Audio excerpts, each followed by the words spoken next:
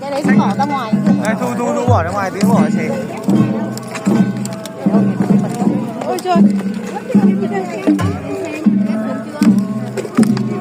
Quảng nhặt hết đồ chưa? Bỏ nó còn có nhiều. Ghép của vứt ở đâu ấy? Ghép vứt ở trên